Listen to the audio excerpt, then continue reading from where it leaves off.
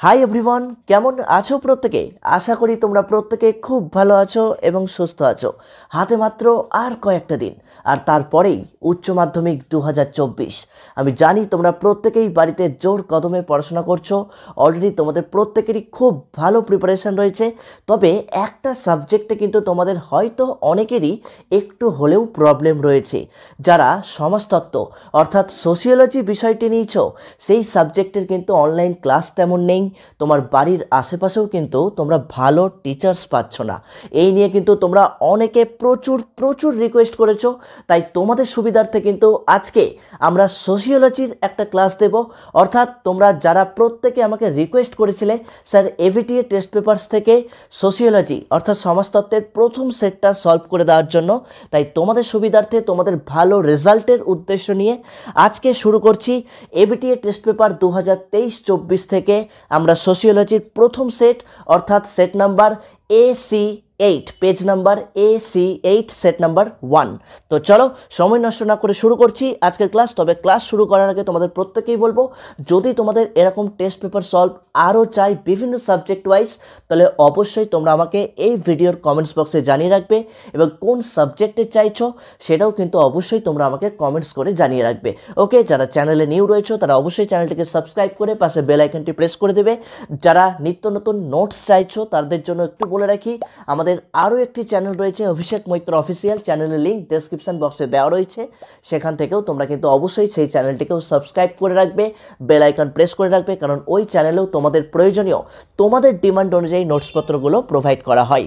ওকে, আর যারা প্রিভিয়াস ইয়ারের সলভ চাইছিলে অর্থাৎ 2015, 16, 17, 18, 19 এই সালের MCQ SAQ সলভ যারা চাইছিলে তাদের উদ্দেশ্যে বলে রাখি, অলরেডি আমি কিছুদিন আগেই মানে সম্ভবত প্রায় কিছু মাস আগেই আমি তোমাদের সেই ভিডিওগুলো দিয়েছিলাম সোশিওলজি প্রিভিয়াস ইয়ারের কোয়েশ্চেন সলভগুলো MCQ SAQ। সেগুলো আমি আই বাটনে সেট করে রাখবো, তোমরা আই বাটন থেকেও এই ক্লাসগুলো দেখে নেবে বা ডেসক্রিপশন বক্স থেকেও পেয়ে যাবে, বা তোমরা প্লেলিস্টে গেলেও দেখতে পাবে HS সোশিওলজি বলে একটা ফোল্ডার করা রয়েছে, সেখান থেকেও তোমরা ক্লাসগুলো পেয়ে যাবে। তো চলো শুরু করছি। প্রথম MCQ 24টা MCQ প্রশ্ন আমাদের থাকে এবং আশা রাখছি আমাদের এই 24টা MCQ থেকে খুব কম করে হলেও 7 থেকে 10টা MCQ কিন্তু আমরা 100% কমন পেয়ে যাব। তো চলো শুরু করছি। প্রথম প্রশ্ন, ভারতবর্ষে সমাজতত্ত্বের প্রাতিষ্ঠানিক বিকাশ প্রথম শুরু হয় ড্যাশ সালে? Option A 1839, B 1920, C 1951, D 1962। Already যাদের কাছে এবিটিএ টেস্ট পেপার রয়েছে তারা আনসারগুলো মার্ক করে নেবে, আর যাদের কাছে নেই তারা স্ক্রিনশট নিয়ে নিতে পারো, বা আমি ডেসক্রিপশন বক্সে পিডিএফটাও দিয়ে দেবো।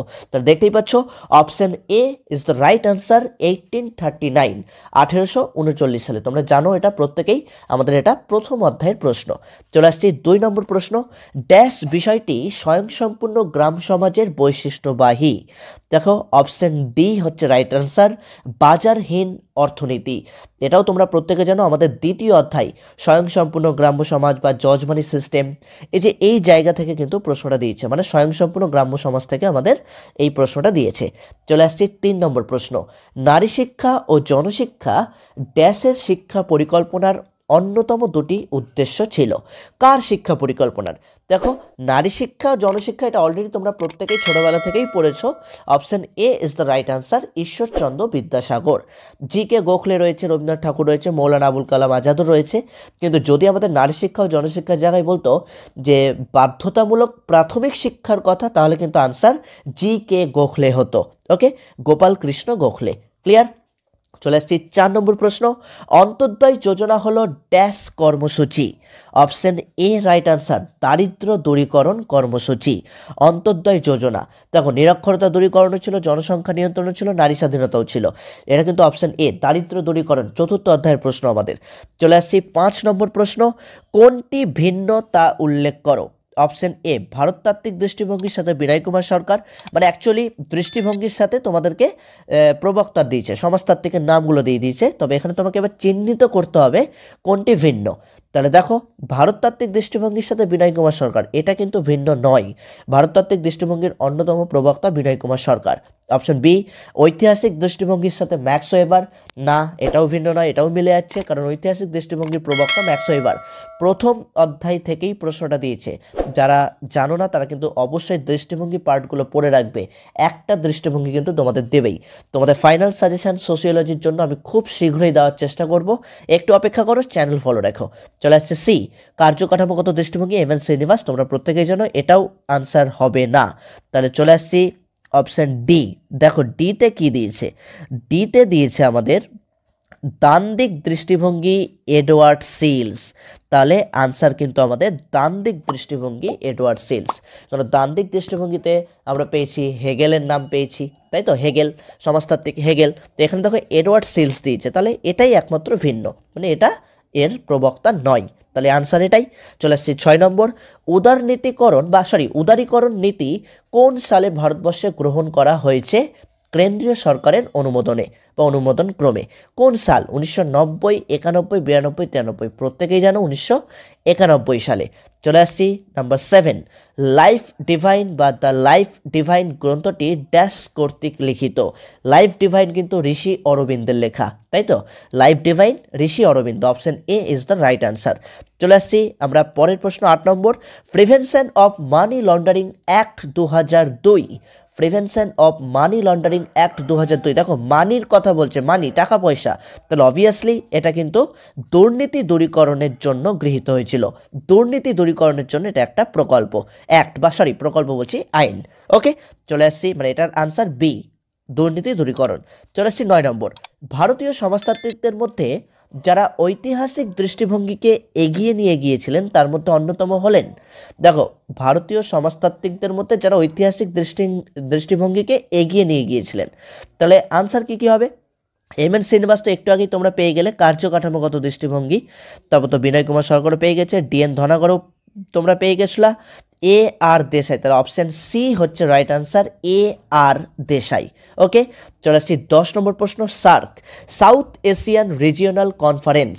দেখো পুরো নামটা কিন্তু প্রত্যেকে ভালো করে স্ক্রিনশট নিয়ে নাও বা খাতায় লিখে নাও, SARC, south Asian regional conference. সংগঠনটি প্রধানত ড্যাশ এর আলোচনায় সংযুক্ত হয়। আনসার অপশন এ, বিশ্বায়নের আলোচনায়। চলে আসছি 11 নম্বর প্রশ্ন, কি দিয়েছে? 11 নম্বর প্রশ্নটা দেখো, ড্যাশ বলেছিলেন education is the socialization of younger generation. কে বলেছিলেন education is the socialization of younger generation? Option B, Emile Durkheim. এখানে বানানটা মিস্টেক রয়েছে টেস্ট পেপারে, তোমরা ঠিক করে নেবে, ডুরখেইম হবে, ডয় হস্যু কয় রেপ হয় একার হস্যই ম, এমিল ডুরখেইম।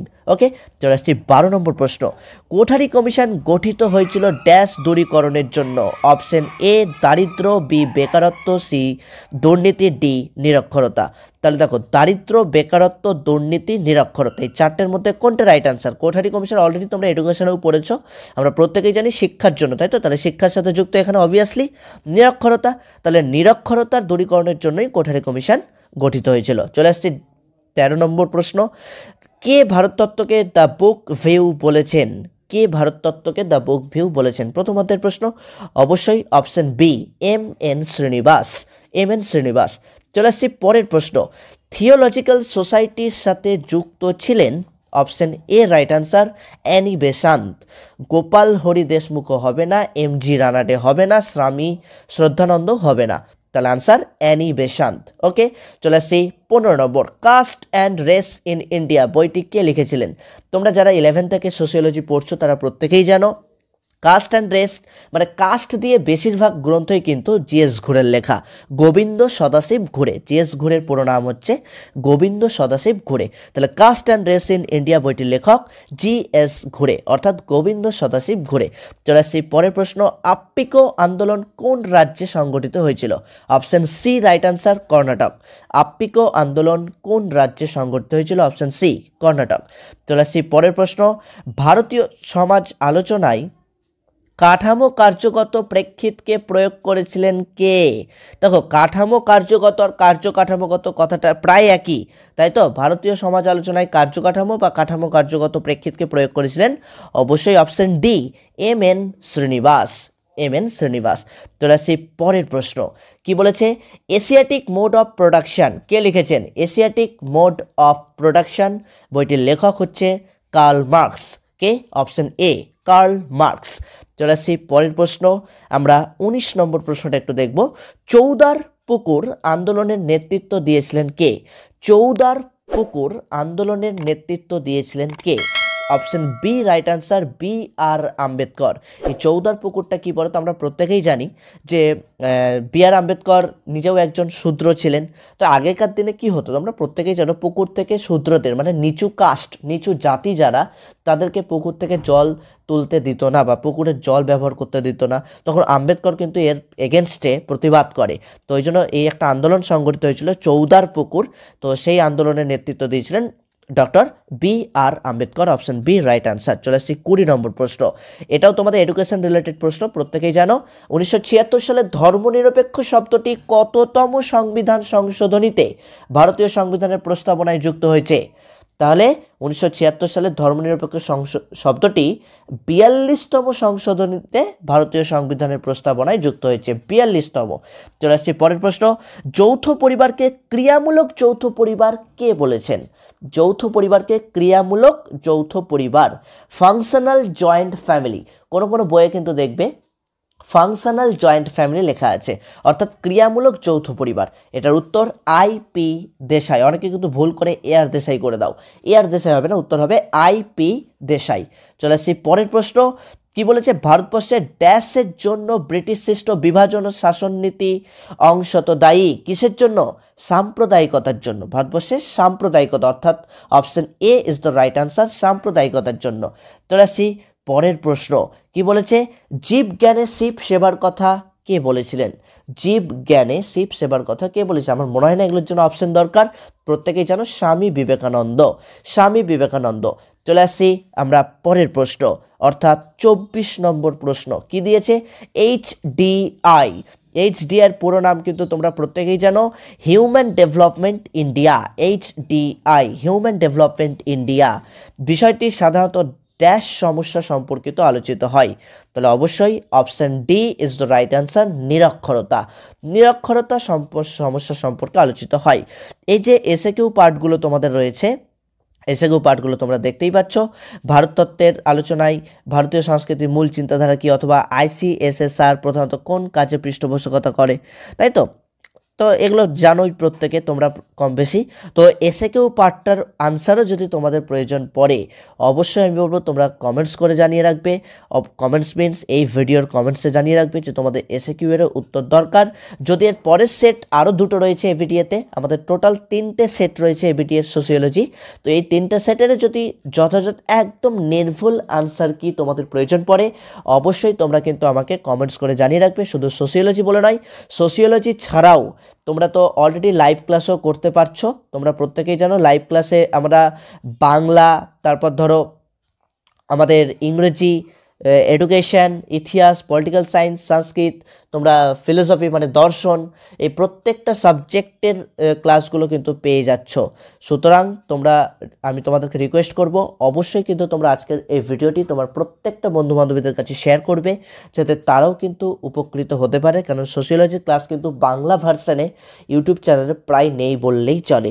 তো তোমাদের জন্য জাস্ট লাস্ট মুহূর্তে, একদম শেষ মুহূর্তে কয়েকটা সিলেক্টিভ জায়গাগুলো একটু দেখে নাও, পড়ে নাও। আশা করছি প্রত্যেকেরই রেজাল্ট খুব ভালো হবে। ওকে, তো অবশ্যই যারা চ্যানেলে নিউ রয়েছে অবশ্যই চ্যানেলটিকে সাবস্ক্রাইব করে দেবে, পাশে বেল আইকনটি প্রেস করে দেবে। যারা সোশিওলজির প্রথম, দ্বিতীয়, তৃতীয়, চতুর্থ এই 4টে অধ্যায়ের, মানে তোমাদের সিলেবাসে 4টে অধ্যায় রয়েছে, 4টে অধ্যায়ের বড় প্রশ্ন, এমসিকিউ, এসএকিউ সমস্ত কিছু চাইছো, যারা নোটস চাইছো, একদম পিডিএফ নোটস, তারা হোয়াটসঅ্যাপ করো 8509456622 এই নাম্বারে। সামান্য মূল্যে তোমরা ক্র্যাশ কোর্সেও জয়েন হয়ে যেতে পারবে। শুধু ক্র্যাশ কোর্স বলে নয়, কেউ যদি মনে করো যে না ক্র্যাশ কোর্সে জয়েন হবো না, জাস্ট আমি নোটসপত্র নেব, তারাও কিন্তু নোটসগুলো নিয়ে নিতে পারবে সামান্য মূল্যে।